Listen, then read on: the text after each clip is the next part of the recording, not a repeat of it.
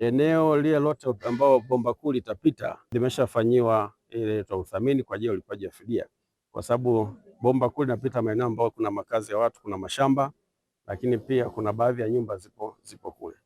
Kuna sehemu nyingine ambayo ni hifadhi ya eneo la serikali, yani TFS, ambao wao waliridhia eneo lile kulaza bomba, tulishaanza nayo.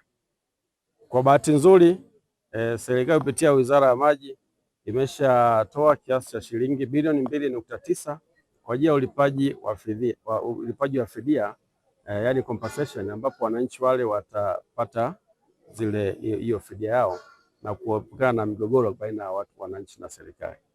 Taratibu za ndani zinaendelea ili zoezi hilo ikiwezekana wiki ijayo na ulipaji wa fidia liweze kufanyika na kuweza kuwalipa hao, na mkandarasi awe na njia yake ile yote kuweza kulaza lile bomba kuu.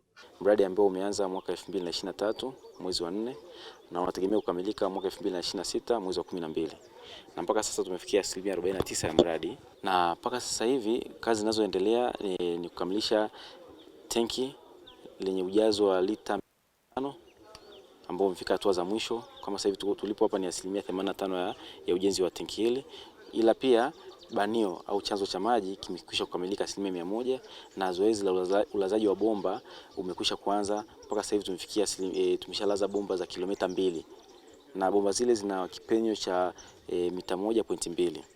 Na kingine kuhusiana na mradi huu, uzuri wa mradi huu ni kwamba utazalisha maji mengi, maji ambayo ni lita milioni 120 kwa siku, ambayo yatazidi mahitaji ya wakazi wa Mbeya, kwani mamlaka ya maji Mbeya imetuambia kwa mpaka sasa uhitaji wao ni lita milioni 95.